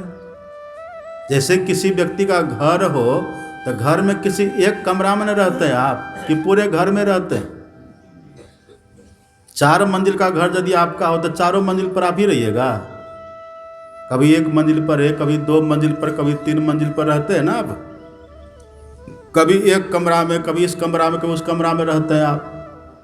तो शरीर तो आपका 3.5 हाथ का, तो कहाँ रहते हैं? तलवा में रहते, कि अंगूठा में रहते, कि पंजा में रहते हैं, कि टखना में, कि घुटना में, कि कमर में, कि पेट में, कि पीठ में? कहाँ रहते हैं आखिर? आप रहते किधर हैं? आप पढ़िएगा हमारे गुरु महाराज की वाणी पदावली में। हमारे सदगुरु महाराज कितना अच्छा लिखते हैं। जगतम कूप बराही भयंकर, तन बिच घोर अंधारी, तामे जीव सहे नाना दुख, सुधि निज घर की विसारी। जगतम, जग मतलब संसार, तम मतलब अंधकार, कूप मतलब कुआं। इस संसार में जो अंधकार का कुआं है ना, वो क्या है? हमारे गुरु महाराज जी कहते तन बीच घोर अंधारी। अपने देह के भीतर जो घोर अंधकार है वही है अंधकार का कुआं। आंख बंद करने के बाद जो घोर अंधकार दिखता है वही है अंधकार का कुआं। उसी अंधकार में, उसी घोर अंधकार में आप और हम जीवात्मा रहते हैं। उसी अंधकार की कोठरी में रहते हैं। तम प्रकाश सर्व शब्द निशब्द की कोठरी, और चारों कोठरियां आही घट अंदर कोठरी। इस देह में जो अंधकार की कोठरी है उसी में आप और हम जीवात्मा रहते हैं। यहाँ पर भगवान क्या कहते हैं? भगवान कहते सन्मुख होई जीव मोही जब है जीव। जीव जहाँ रहता है ना, यदि वहीं पर भगवान हमारे सामने हो जाए, मतलब यदि उसी अंधकार में भगवान प्रकट हो जाए, उसी को बोलते हैं अपने यहाँ मानस ध्यान। क्या बोलते हैं? वही मानस ध्यान है। अभी आंख बंद करते घोर अंधकार दिखता है, घोर अंधकार है। लेकिन यदि कोई ठीक ठीक मानस ध्यान करे ना, तो अंधकार में रहते हुए हम अपने इष्ट का दर्शन कर सकते हैं। हम गुरु महाराज का दर्शन कर सकते हैं। और जिनको गुरु महाराज का दर्शन हो जाएगा ना, उसके भीतर अंधकार खत्म होकर के प्रकाश हो जाता है। इसलिए शिवनारायण स्वामी कहते हैं, निहारो यारो गुरु मूर्ति की ओर, गुरु मूर्ति सुरति बीच निरखो। परिणाम क्या होगा? जब आप इष्ट का दर्शन करेंगे उसके बाद क्या होगा? तब उर होत इजोर। उर मतलब हृदय, योग हृदय। तब वहां पर इजोर हो जाएगा, मतलब प्रकाश हो जाएगा। अभी घोर अंधकार है, लेकिन उसी अंधकार में रह करके हम ध्यान कैसे करें गुरु महाराज का, उनको अपने सामने हम कैसे देखें, कैसे लाएं, इसकी जुक्ति होती है, इसका भेद है। उसको कहते हैं मानस ध्यान। हम लोग भजन में गाते हैं ना, पदावली में, अति पावन गुरु मंत्र मन ही मन जाप जपो, उपकारी गुरु रूप को मानस ध्यान थपो। चरणदास जी महाराज कहते गुरु ही को धरी ध्यान, नाम गुरु को जपो, आपा दीजे भेंट पूजन गुरु ही थपो। थपो मतलब स्थापित करो अपने भीतर। तो यदि हमारे सामने भीतर में इष्ट हमारे प्रकट हो जाए ना, सुरतिया हो नैना से ना ही टरी, जब देखो तब सन्मुख दर से, सन्मुख बिल्कुल, जब देखो तब सन्मुख दर से कोटिन रूप धरे, सुरतिया हो नैना से ना ही टरे। एक बार अपने भीतर में दर्शन हो इष्ट के रूप का, तो भगवान कहते परिणाम क्या होता है? जन्म कोटि अघना सही तभी, करोड़ों जन्म का पाप खत्म हो जाता है। ये बहुत बड़ी बात है। ये मानस ध्यान होता है। हमारे गुरु महाराज जी कहते सतगुरु रूप हिय में धारत। जो अपने भीतर में, अपने हृदय में गुरु महाराज के रूप को बसाएंगे तो फल क्या होगा? सतगुरु रूप हिया में धारत, परिणाम काम क्रोध मद लोभ दहे। ये विकार खत्म हो जाएगा। ये काम क्रोध लोभ मोह क्या है? ये काम क्रोध लोभ मोह है पाप की जड़। काम क्रोध लोभ मोह रहने से ही पाप हम करते हैं, इसका जड़े खत्म हो जाएगा। हाँ, लेकिन पाप सब खत्म नहीं होता है, क्योंकि मानस ध्यान भी अंधकार में ही होता है। ये भी अंधकार में बहुत खत्म हो जाएगा। आप बहुत शुद्ध हो गए, आप बहुत पवित्र हो गए। मैंने आपको सुनाया था ना पहले भी, जब रामकृष्ण परमहंस जी महाराज, जाना है क्या आपको? अच्छा, जब रामकृष्ण परमहंस जी महाराज थे ना दक्षिणेश्वर में, रोज गंगा जी जाते थे और कलश में गंगा जल भर करके मंदिर जाते थे। उधर से पंजाब पटियाला, वहाँ से संत आए थे तोतापुरी जी महाराज, और तोतापुरी आकर के वहाँ सड़क के किनारे कैसे होती है ना बैठने की जगह, बैठे हुए थे। इधर से रामकृष्ण परमहंस जी महाराज कलश में गंगा जल भर करके मंदिर की तरफ जा रहे हैं। तोतापुरी जी ने देखा और उनको माँ काली का दर्शन हो चुका था। रामकृष्ण परमहंस को माँ काली का दर्शन हो गया था। और तोतापुरी जी ने जैसे देखा उनको पहचान लिया, करे ये बड़ा पवित्र पुरुष है, ये बड़ा पवित्र है। उनको बुला के कहते सुनो इधर मेरे पास आओ। रामकृष्ण परमहंस चले जाते हैं और तब उनसे पूछते हैं कि तूने ब्रह्म दीक्षा ली? कहा ब्रह्म दीक्षा तो हमने नहीं ली। अब ब्रह्म दीक्षा का मतलब क्या है? दृष्टि योग की क्रिया। ब्रह्म दीक्षा कहते हैं दृष्टि योग को। रामकृष्ण परमहंस ने कहा कि नहीं मैंने ब्रह्म दीक्षा अभी तक नहीं ली है। तोतापुरी जी ने कहा ले लो मुझसे। कहा ऐसे नहीं लूंगा महाराज। कहा तो कहा पहले माँ से पूछूंगा। अब माँ मतलब क्या? काली माँ। पहले माँ से पूछूंगा तब लूंगा ब्रह्म दीक्षा। कहा जाओ माँ से पूछ लेना। रामकृष्ण परमहंस जाते हैं माँ काली के मंदिर में। माँ काली के सामने हाथ जोड़ के खड़े हो जाते हैं और कहते कि माँ एक फकीर आए हुए और वो मुझे कहते कि मुझसे ब्रह्म दीक्षा ले लो, क्या करूं? माँ काली की जो मूर्ति थी चैतन्यमयी हो गई। माँ काली साक्षात प्रकट हो गए। और तब माँ काली ने कहा कि बेटा यदि तुम मुझको यथार्थ में समझना चाहते हो, यदि मेरे स्वरूप को तुम देखना चाहते हो ना, तो वो जो कहते हैं वैसा करो, उनसे दीक्षा ले लो। और तब जाकर के वो दीक्षा लिए। तो पहले शुद्ध हो गए थे ना, पवित्र हो गए थे। तो भीतर में इष्ट का दर्शन करने से बहुत पवित्रता आती है। करोड़ों जनों का पाप नष्ट हो जाता है, शुद्ध हो जाते हैं। अब पाप होना रुक जाता है, बड़ी पवित्रता आती है। निर्मल मन जन। आप कभी कुआं में देखे, कुआं के पानी को देखें आप? यदि कुआं का पानी हिलता डोलता रहे तो गंदा होता है।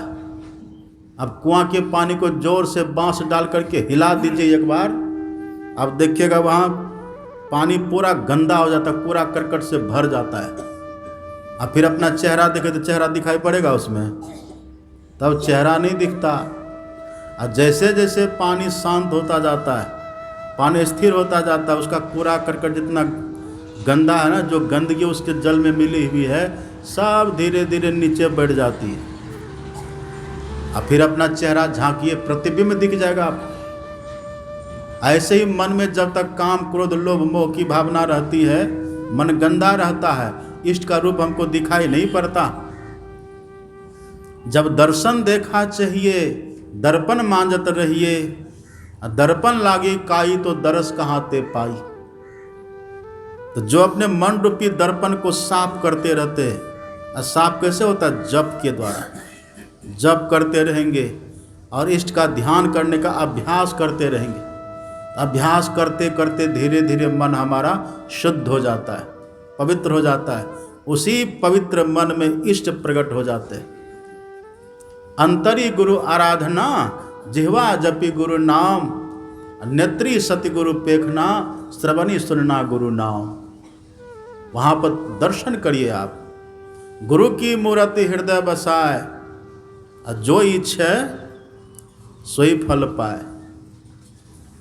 मूल ध्यान गुरु रूप है, मूल पूजा गुरु पाँव, और मूल नाम गुरु वचन है, मूल सत्य सतभाव। ध्यान मूलम गुरुड़ मूर्ति, पूजा मूलम गुरुड़ पदम,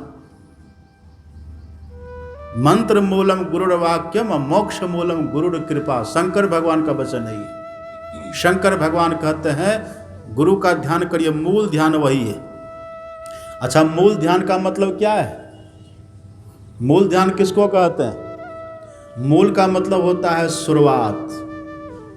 मूल कहते हैं शुरुआत। तो ये ध्यान की शुरुआत है, इसको कहते हैं मानस ध्यान। असली ध्यान ये नहीं है, इसको कहते हैं मानस ध्यान। असली ध्यान किसको कहते हैं? ध्यान का देखिए, ध्यान का अर्थ क्या होगा? ध्येय आन। ध्येय के सिवा कुछ भी न रहे, उसको कहते हैं ध्यान। ध्येय हमारा कितना होना चाहिए? ध्येय हमारा होना चाहिए एक के सिवा कुछ भी न रहे ना, उसको कहते हैं ध्यान।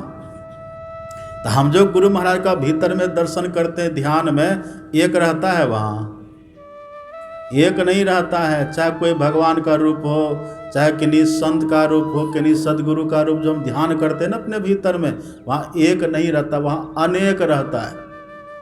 अनेक क्या रहता है? माथा है, आँख है, नाक है, मुंह है, हाथ पैर, पूरा शरीर का अंग प्रत्यंग रहता है। एक नहीं है ये स्थूल ध्यान हमने किया, मानस ध्यान हमने किया, पर असली ध्यान की परिभाषा ये है कि एक रह जाए, बस एक ही एक रहे, उसको कहते हैं ध्यान। एक कहने का मतलब क्या? एक कहने का मतलब जो दो हो ही नहीं, जिसमें दो होने की संभावना ही नहीं है। यहाँ इष्ट का रूप तक कई भागों में बढ़ जाता है। गले से ऊपर के भाग को सिर कहते हैं, गले से नीचे के भाग को धर कहते हैं। सिर भी है, धर भी है, गला भी है, हाथ है, पैर है, ये तो बहुत हो गया। इसको कहते हैं मूल ध्यान, मतलब शुरू का ध्यान है ये हमको असली ध्यान करने की योग्यता देता है। यह हमको असली ध्यान करने की क्षमता हमारे भीतर पैदा करता है। असली ध्यान क्या है? असली ध्यान है कि बस एक ही एक हमारे भीतर रह जाए, जो दो कभी हो ही नहीं। तो एक क्या है? एक किसको कहते हैं? आप पढ़िएगा राम भगवान का उपदेश। राम भगवान ने हनुमान जी से कहा था, एक तत्व दृढ़ाभ्यासाद्यावन विजितम मनः प्रक्षिण चित्त दर्पस्य निगृहीतेन्द्रियद्विषः पद्मिन्नैव हेमन्ते क्षीयन्ते भोग वासना। भगवान कहते, हे पवन सुत हनुमान, एक तत्व का दृढ़ अभ्यास करो। इससे क्या होगा? तो भगवान कहते, यदि एक तत्व का दृढ़ अभ्यास करोगे ना, इससे भोग वासना का नाश वैसे ही हो जाएगा जैसे शरद ऋतु में कमल का नाश हो जाता है। पद्मिन्नैव हेमन्ते क्षीयन्ते भोग वासना, कमल के सदृश। अब शरद ऋतु में देखते हैं ना, कमल गल जाता है, इतना बर्फबारी, इतना ठंडक का प्रकोप, कमल का फूल गल जाता है। ऐसे जो एक तत्व का अभ्यास करते हैं ना, उसके भीतर भोगों की इच्छा ही समाप्त हो जाती है, विषय भोग की कामना खत्म हो जाती है। तो जब विषय भोग की कामना ही नहीं रहेगी, तो फिर विकार होगा। अब विकार ही जब नहीं होगा तो फिर पाप होगा। पाप होता है विकार के चलते, अब विकार होता है विषय वासना, विषय भोग के चलते। और जब वह इसी का नाश हो गया तो फिर विकार कहाँ? अब विकार ही नहीं तो फिर पाप कहाँ होगा? एक तत्व, एक तत्व किसको कहते हैं? देखिए, अपने यहाँ 3 तरह के तत्व की चर्चा है। देखिए, 3 प्रकार के तत्व की चर्चा है अपने यहाँ। एक है पंच तत्व, और फिर एक है एक तत्व, और तीसरा है परम तत्व। ये 3 तरह के तत्व की चर्चा है। तो 5 तत्व क्या है? 5 तत्व है मिट्टी, जल, अग्नि, हवा और आकाश। इसी 5 तत्व से इस शरीर बनता है। क्षितिजल पावक गगन समीरा पंच रचित यह अधम शरीरा। 5 तत्व से शरीर बनता है, चाहे हमारा हो या फिर किन्हीं भगवान का हो या संत महापुरुष का हो, 5 तत्व से ही बनता है शरीर। तो हम जो मानस ध्यान करते हैं ना, मानो 5 तत्व की हम उपासना कर रहे हैं, क्योंकि 5 तत्व से न बनता शरीर हमारा। तो जो फोटो हम लोग देख रहे हैं ना, गुरु महाराज जी का फोटो, ये 5 तत्वों से बना हुआ शरीर का फोटो है। तो मानस ध्यान कहने का मतलब 5 तत्व के ध्यान का अभ्यास। एक तत्व क्या है? एक तत्व का मतलब जो 2 कभी हो ही नहीं। तो किसको कहिएगा? एक तत्व कहने का मतलब है बिंदु। क्या है? बिंदु। अब बिंदु की परिभाषा क्या है? बिंदु की परिभाषा जिसका स्थान हो पर परिमाण नहीं हो। तो जिसकी नाप ही नहीं है उसका विभाग होगा? उसका विभाग नहीं होगा। देखिए, जैसे 10 फीट की एक लाठी है ना, 10 फीट की लाठी का मध्य कहाँ होगा? 5 फीट इधर 5 फीट इधर, तब ना मध्य होगा। तो उसको 5 फीट पर काट दीजिए तो बीच में कुछ बचा? फिर भी है, उसका नाम है मध्य। उसकी नाप कुछ भी नहीं है, ऐसे सटा दीजिए तो 10 फीट हो गया, हटा दीजिए 5-5 फीट हो गया। अब उस दोनों के बीच में क्या कुछ है? वहाँ पर कुछ नहीं है, अब फिर भी है, उसी को हम बोलते हैं मध्य। वही है एक, उसका विभाग नहीं हो सकता। यही बिंदु ध्यान यदि कोई करे, इसी को बोलते एक तत्व का दृढ़ अभ्यास। राम भगवान कहते इसी एक तत्व का यदि कोई अभ्यास करे ना, तो सभी पापों की जड़ है विषय वासना। पापों की जड़ है विकार, और विकार की जड़ है विषय वासना। तो ये अभ्यास करने से विषयों का ही नाश, विषय वासना का ही नाश हो जाता है। तो फिर पाप कहाँ से होगा? वो बिल्कुल शुद्ध पवित्र हो जाता है, पावन हो जाता है, क्योंकि भीतर प्रकाश हो गया। अब शिरः कपाले रुद्राक्ष विवरम चिंतियेद यदा तदा ज्योति प्रकाश स्याद विद्युत पुंज समप्रभा एतत् चिंतन मात्रेण पापानां संक्षयो भवेत् दुराचारोपि पुरुषो लभते परमं पदम।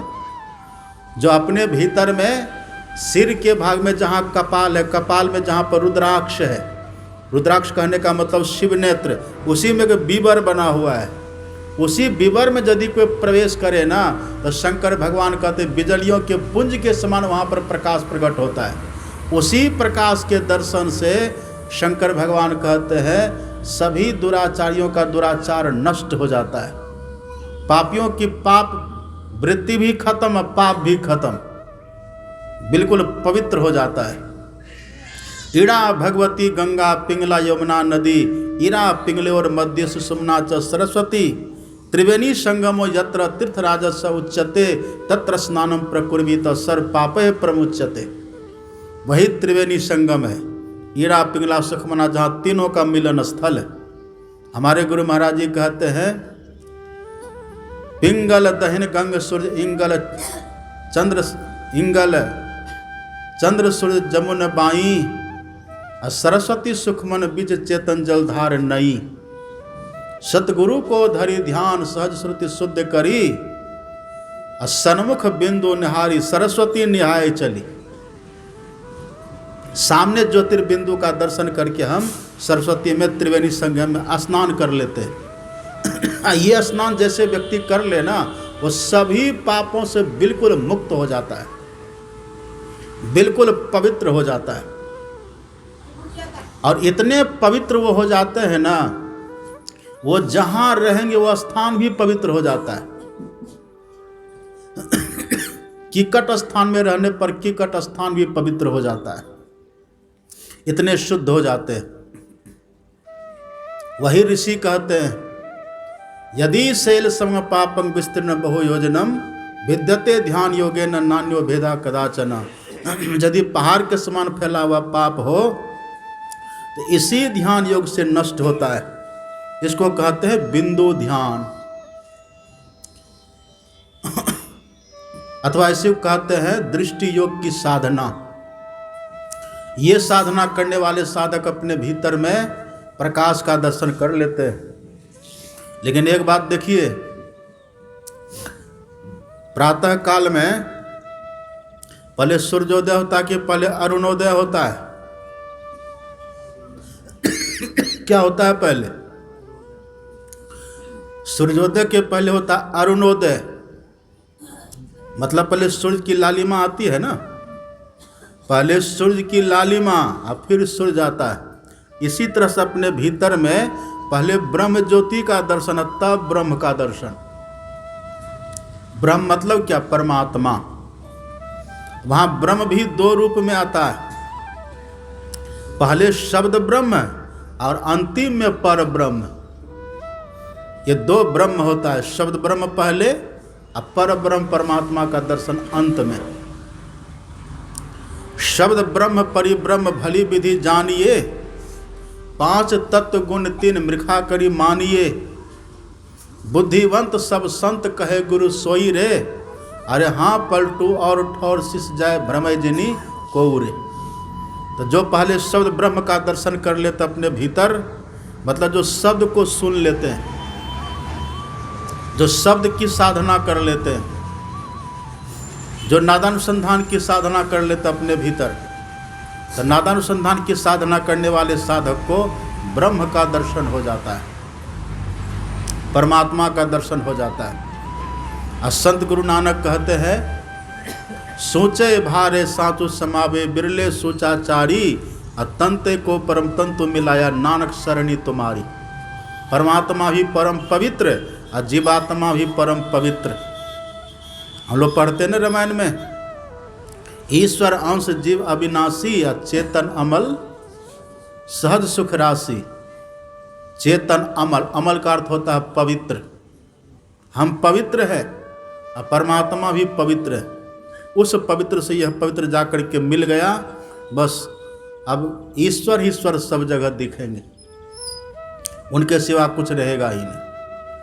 अब मुर्दा को देखिएगा तो मुर्दा में भी आपको ईश्वर दिखेंगे। तो गंदगी रही कहीं, अपवित्रता रही कहीं, अब अपवित्रता कहीं नहीं रहेगी। ना विरतो दुश्चरितान, ना शांतो ना समाहितः, न शांत मानसो वापी प्रज्ञा ने नयन मापनुयात। जिनका चित्त गंदा है, जिनका मन चंचल बना हुआ है और जिनकी इंद्रियां दूषित है ना, वो ब्रह्म को नहीं पा सकता। एक कर्म से पहले जप करिए, पाप का नाश शुरू हो जाएगा। गुरु महाराज का ध्यान करिए, करोड़ों जन्म का पाप कट जाएगा। एक तत्व का अभ्यास बिंदु ध्यान करिए, पूरा पाप खत्म हो जाएगा, क्योंकि ये असली ध्यान है। शंकर भगवान कहते हैं ना, न ध्यानम ध्यान मिथ्या और ध्यानम शून्यगतम मनः तस्य ध्यान प्रसादेन सौख्यम मोक्षम न संशय। शंकर भगवान कहते हैं पार्वती से कि हे देवी, ध्यान को ध्यान नहीं कहते हैं, शून्यगत मन अथवा बिंदुगत मन को ध्यान कहते हैं।